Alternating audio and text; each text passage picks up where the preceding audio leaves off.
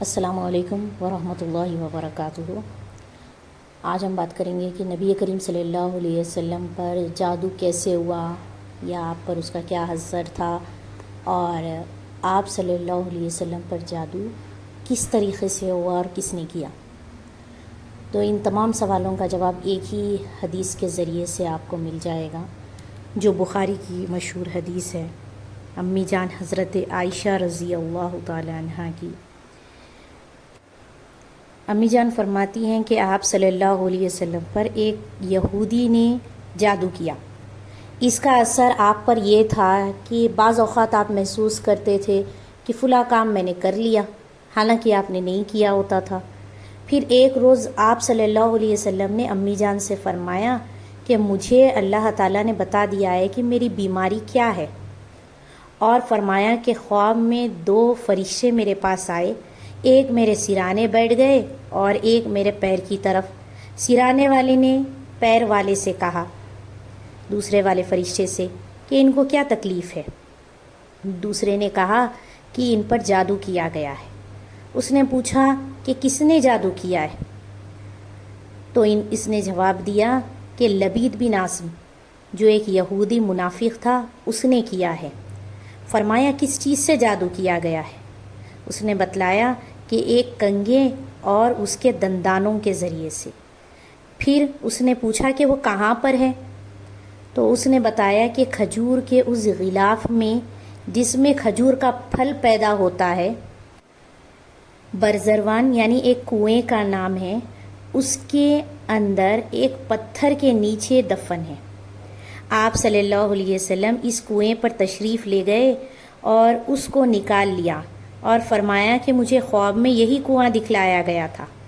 امی جان حضرت عائشہ فرماتی ہیں کہ میں نے فرمایا کہ آپ صلی اللہ علیہ وسلم نے اس کا اعلان کیوں نہ کر دیا کہ فلاں شخص نے یہ حرکت کی ہے؟ تو آپ صلی اللہ علیہ وسلم نے فرمایا کہ مجھے اللہ نے شفا دے دی، اور مجھے یہ پسند نہیں ہے کہ میں کسی شخص کے لیے تکلیف کا سبب بنوں۔ مطلب تو یہ تھا کہ اس کا اعلان ہوتا تو لوگ اس کو پکڑ کر قتل کر دیتے یا اسے کوئی اور تکلیف پہنچا دیتے۔ ایک روایت میں ہے کہ آپ صلی اللہ علیہ وسلم پر یہ جادو کا جو مرض تھا وہ 6 ماہ تک تھا، اور بعض روایت میں یہ بھی ہے کہ جن صحابہ حضرات کو معلوم ہو گیا تھا کہ یہ کام لبید بن عاصم نے کیا، تو انہوں نے رسول کریم صلی اللہ علیہ وسلم سے عرض کیا کہ ہم اس جو ہے خبیث کو کیوں نہ قتل کر دیں۔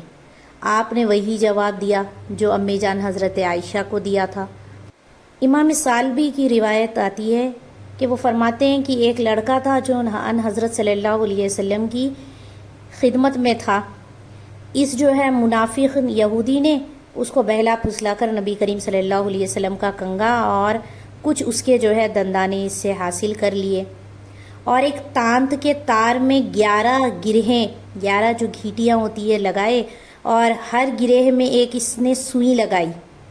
اور کنگھے کے ساتھ اس کو کھجور کے پھل کے غلاف میں رکھ کر اس کو کنویں میں پتھر کے نیچے دبا دیا۔ اللہ تعالیٰ نے یہ 2 صورتیں نازل فرمائی جن میں 11 آیتیں ہیں۔ آپ ہر ایک جو ہے گرہ پر یہ آیت پڑھتے اور اس کو کھولتے، یہاں تک کہ سب گرہیں کھل گئی، اور آپ صلی اللہ علیہ وسلم سے اچانک ایک بوجھ سا اتر گیا۔ اچھا، آپ کو یہ پتہ چل گیا جو ہے احادیث کے ذریعے سے کہ نبی صلی اللہ علیہ وسلم پر جادو کس طریقے سے ہوا اور کس نے کیا، اور آپ پر اس کا کیا اثر تھا، اور اس کا توڑ اللہ نے آپ کو کیا بتایا۔ اور لیکن ایک سوال جو بار بار جو ہے آتا ہے لوگوں کے ذہن میں، جو در حقیقت جادو کی حقیقت سے ناواقف لوگ ہوتے ہیں، ان کے ذہن میں آتا ہے کہ کیا نبی پر بھی جادو ہو سکتا ہے؟ کیا نبی پر بھی جادو ہو سکتا ہے؟ خلاصہ بس اتنا ہی سمجھ لیجئے کہ جادو کا اثر جو ہوتا ہے یہ اسباب طبیعیہ پر ہوتا ہے، یعنی طبیعت کا جو ہے موافق ہوتا ہے اس کے مطابق۔ جیسا کہ مثال کے طور پہ لے لیجئے کہ جیسا آگ میں جلنے کا جو ہے صفت ہے، پانی سے سرد ہونے کی جو ہے صفت آتی ہے، ٹھیک ہے، اور اسباب میں جیسا کہ اسباب طبیعیہ میں آتا ہے بخار آ جانا کسی کو، یا مختلف قسم کے درد وغیرہ ہونا، یا جو ہے بیماری ہونا، یہ جس طریقے سے یہ ایسے جو ہے اسباب ہے جن سے پیغمبر بھی مستثنیٰ نہیں ہے، یعنی ان کو بھی جو ہے تکلیفیں ہیں، جسمانی تکلیف ہوتی ہے، پیغمبروں کو بھی مرض بھی ہوتا ہے، بخار بھی لاحق ہوتا ہے، اسی طریقے سے سحر و جادو کا اثر بھی انہی اقسام میں سے ایک ہے کہ اس سے جو ہے نبی بھی مستثنیٰ نہیں ہے۔ دوسری چیز یہ ہے کہ جب دنیا میں ہر چیز اللہ کے اذن سے ہوتی ہے تو اللہ نے نبی پر کیوں جادو ہونے دیا؟ ٹھیک ہے، تو اس کا جواب یہ ہے کہ نبی کریم صلی اللہ علیہ وسلم کو یہ یہودی منافق جادوگر کہہ کر پکارتے تھے، تو آپ اللہ رب العزت نے یہ چیز اسی لیے ہونے دی تاکہ ان کو بتا دیں کہ نبی کریم صلی اللہ علیہ وسلم جادوگر نہیں ہے، اگر جادوگر ہوتے تو ان پر جادو کا اثر کیوں ہوتا تھا؟ صحیح ہے، اور اس کے ذریعے سے امت کو یہ بھی بتانا تھا کہ اگر یہ حالات پیش آ جائے ایسے تو اس کا علاج قرآن مجید سے ہے، اور اس کا بہترین علاج یہ ہے کہ انسان اپنے آپ کو اللہ کی پناہ میں دے دے، اللہ کی پروٹیکشن میں دے دے، اور اپنے آپ کو تمام مخلوق کے شر سے اللہ سے پناہ مانگ لے، اور یہ بہت بہترین چیز ہے۔ نبی کریم صلی اللہ علیہ وسلم پر جو جادو کیا گیا اور آپ صلی اللہ علیہ وسلم نے جو 11 جو ہے گرہیں کھولی، گھیٹیاں، تو سورہ فلق اور سورہ ناس یہ دو ملا کر 11 آیتیں ہیں، آپ ایک ایک پڑھتے تھے اور ایک ایک جو ہے گھیٹی کھولتے تھے، گرہیں کھولتے تھے۔ تو ان دو صورتوں کے تعلق سے کچھ بات کر لیں ابھی۔ یہ تو ہر مومن کا عقیدہ ہے کہ دنیا و آخرت کا ہر نفع و نقصان اللہ تعالیٰ کے ہاتھ میں ہے، بغیر اس کے اذن کے ذرہ برابر نہ کوئی کسی کو نفع پہنچا سکتا ہے، نہ کوئی نقصان پہنچا سکتا ہے۔ تو یہ بھی عقیدہ بنتا ہے نا کہ دنیا و آخرت کے تمام آفات سے اگر محفوظ رہنا چاہتے ہیں تو اصل ذریعہ یہی ہے کہ ایک انسان اپنے آپ کو اللہ کی پناہ میں دے دے اور اپنے آپ کو عمل کے ذریعے سے اللہ کے پناہ میں آنے کے قابل بنانے کی کوشش کرے۔ یہ دو صورتیں جن کو معوذتین کہا جاتا ہے، پہلی صورت یعنی سورہ فلق، اس میں دنیاوی آفات سے اللہ کی پناہ مانگنے کی تعلیم دی گئی ہے، اور دوسری صورت یعنی سورۃ الناس، اس سے آخرت کی جو ہے آفات سے بچنے کے لیے اللہ کی پناہ مانگی گئی ہے۔ ان دو صورتوں کے کئی فضائل احادیث سے ثابت ہے، کئی فضائل و برکات ثابت ہے۔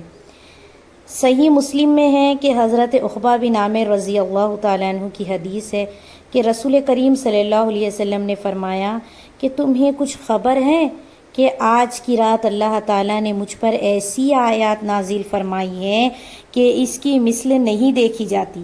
یعنی سورہ فلق اور سورہ ناس۔ حضرت عقبہ رضی اللہ تعالیٰ عنہ سے روایت ہے کہ وہ فرماتے ہیں میں ایک سفر میں تھا نبی کریم صلی اللہ علیہ وسلم کے ساتھ، اور آپ صلی اللہ علیہ وسلم نے مجھے معوذتین پڑھائی، پھر مغرب کی نماز میں پھر انہی دو صورتوں کی تلاوت فرمائی، اور پھر فرمایا کہ ان صورتوں کو سونے سے پہلے بھی پڑھا کرو اور پھر اٹھنے کے بعد بھی، اور ایک روایت میں ہے کہ آپ نے ان دونوں صورتوں کو ہر نماز کے بعد بھی پڑھنے کی تلقین کی ہے۔ امی جان حضرت عائشہ رضی اللہ تعالیٰ عنہ فرماتی ہیں کہ رسول کریم صلی اللہ علیہ وسلم کو جب کوئی بیماری پیش آتی تھی تو یہ دو صورتیں آپ پڑھتے تھے، اپنے ہتھیلیوں کو ایک جگہ کرتے، پھر یہ دو صورتیں پڑھتے اور اپنے ہاتھوں پر دم کر کے سارے بدن پر پھیر لیتے۔ پھر جب آپ صلی اللہ علیہ وسلم مرض وفات میں تھے، یعنی آپ کے وفات کا جو مرض تھا، ٹھیک ہے، بیمار تھے آپ، اس وقت آپ کی تکلیف بہت زیادہ بڑھ چکی تھی، تو آپ فرماتی ہیں کہ میں نے یہ دو صورتیں پڑھی اور نبی کے مبارک ہاتھوں پر دم کیا اور آپ نے تمام بدن پر پھیر لیا۔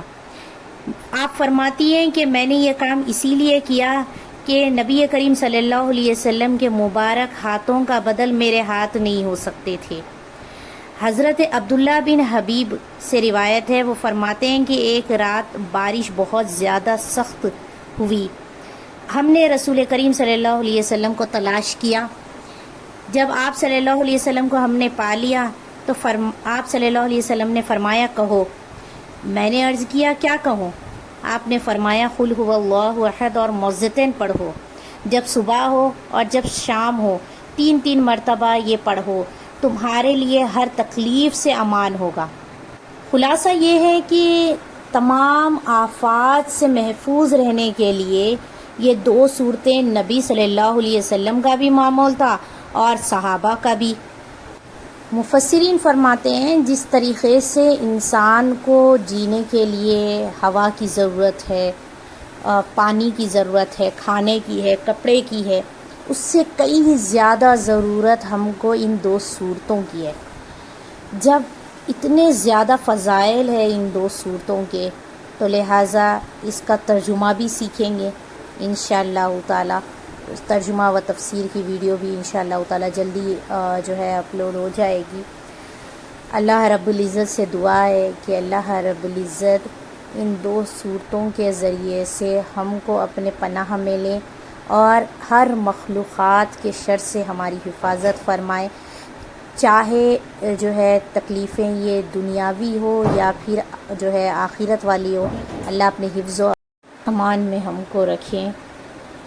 آمین۔ السلام علیکم ورحمۃ اللہ وبرکاتہ۔